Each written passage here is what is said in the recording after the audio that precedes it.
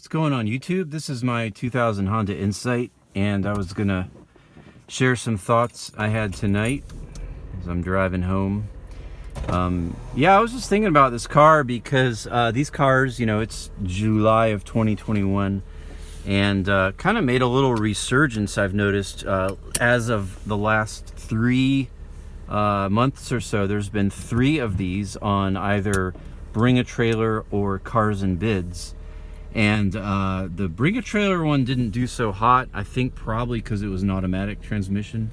But the Cars and Bids cars, one just sold for $9,100, and the other one is currently, I think it's got 3 days left as I say this, as I'm filming this, and that car's probably gonna take a good haul too. So maybe with gas prices or the stars are aligned, whatever, but it seems like Generation 1 Insights are the value's going up, along with every other used car right now because of the economy and inflation, but maybe a little more so these cars. But in any case, I was thinking about it because a lot of the buzz that I'm reading and hearing about is people saying that they want fuel efficient vehicles, and this is pretty much the best one. So in terms of having internal combustion.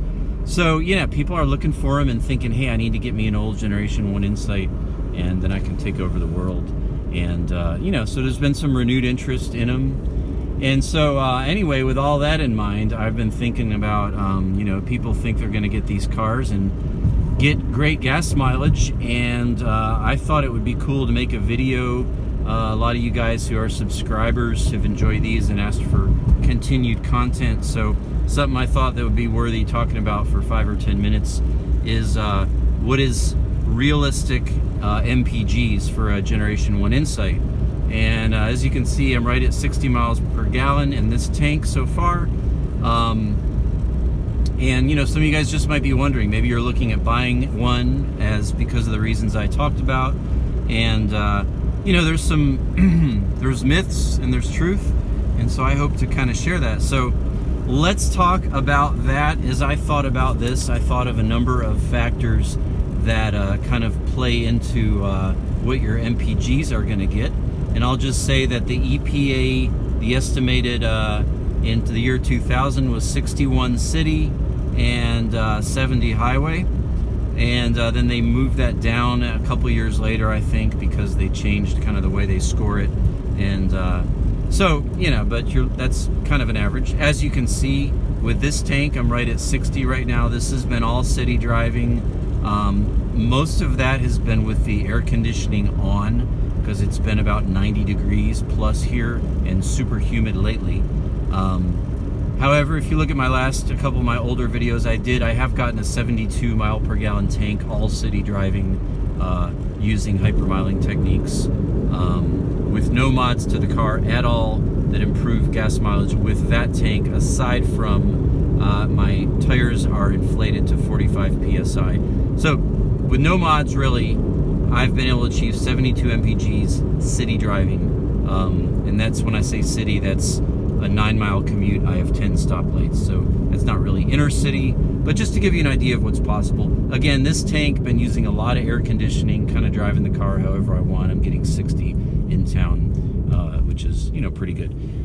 And I'll say before I launch into the meat of this, most people can get in the 50s with a G1 Insight manual transmission. You get an automatic, you're going to be a CVT, you're going to be high 40s, low 50s, maybe mid 50s if you have the CVT. But the manual's the way to go if you want gas mileage and you want to have fun. All right, so I just thought of 5 factors that affect your MPGs. And the first one is the mechanical condition of the car.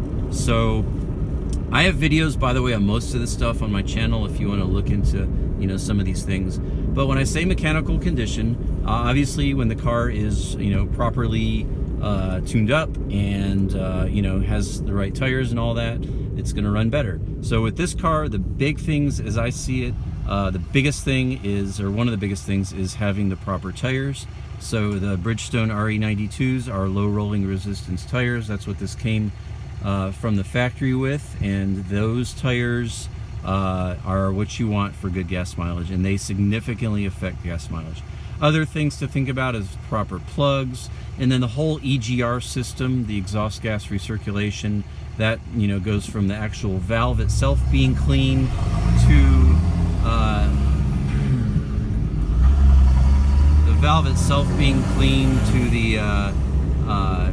the EGR plate being clean to the EGR passage, which is between the valve and the plate. And again, there's videos on all that. I've talked about that in other places. But if you have all those things, those are the big three: the plugs, the EGR system, and the tires, and obviously air filter oil change. Those things do affect miles per gallon significantly. So that's number one, mechanical condition. Second one is modifications. So you'll get better gas mileage if you do modifications. Now, as I said, on this particular car, I have really not done a lot of MPG aside from my my forced auto stop, which I shared in a previous video. But that aside, really when I got the 72 City, I did not have that mod yet. But modifications can definitely improve your gas mileage. In this case, one of the big things people do is they pump up their tires to high pressures. I think the stock, it's like 39 or 40, I think, is what Honda recommends. I keep mine at 45 just for a little bump. I know people that do 50. I know a guy that does 90, and in 10 years of driving, he only popped one tire. That's kind of dangerous and dumb and unsafe. But a higher your tire inflation, the better MPGs you're going to get, because there's less tread contacting the road and you're less rolling resistance. So there's other things people do too, like hot air intakes. They block the radiator off. They delete the mirrors even, or the windshield wipers, and there's lots of things you can do to improve gas mileage, little modifications. But that's number two. So number one is mechanical condition. Number two is modifications. Number three is the outdoor temperature. So kind of the perfect spot I've learned from driving these now for about a year, I've owned two, is right around, if you can have 75, that's perfect. You don't need air conditioning or heat. You can drive with the window cracked, as I typically do, and that's just the best efficiency range, 75 degrees Fahrenheit for these cars. You get really below about 60, MPG starts to suffer, and you get above about 80 or 85, and MPG starts to suffer. And that's another reason I'm in the 60s now, whereas I was in the 70. When I had my 72 tank, it was consistently, between 40 and 70 degrees Fahrenheit. With this tank, it's been almost all 90 degrees. So not only am I using air conditioning, and that's hurting my efficiency because the air conditioner taxes the engine, and robs power from it, but the other thing is it's just hot, and the the car can't process, it can't be as efficient because of humidity and the higher temperature. So outdoor temperature is one. Number four is kind of obvious, but air conditioning use.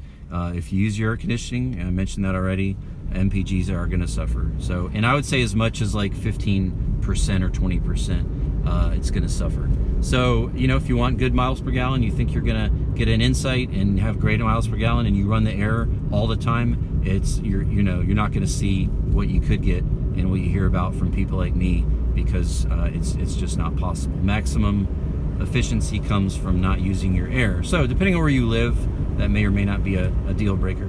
And then fifth and finally is driving style. So I typically drive my car very gently. I do rev it out sometimes. You've watched me drive the last 10 minutes I've been filming, and it stayed right at 60. I'm in town, some stop and go. Not winding it out. I don't typically rev it past about 3,000 if I'm going for efficiency. Gently, gentle throttle, coasting when you can, taking advantage of regenerative braking, momentum, These are all things I've covered in other videos, but that's a huge thing. So again, if you're going to get a G1 Insight and you're just going to drive it like a normal car, you're really not going to get the highest MPG numbers for that reason. You kind of, if you want to get the best MPG, and this is any car, but if you're buying this thinking you're going to, save all the trees, but you're driving like Mad Max, then you're not going to get the efficiency. So that's 5 things as I think about it. Just a discussion on miles per gallon with the Insight. I suppose this would apply really to any car. But just to recap and review, The first being mechanical condition, the second being modifications, the third being outdoor temperature, the fourth being air conditioning use, and the fifth being driving style. And you know, I've just killed it with this car, getting good gas mileage in the year or so that I've owned these. So hopefully that helps and is inspiring. Leave me comments if you have them, and go find yourself a G1 Insight before they're all gone. All right, peace. Take care. Later.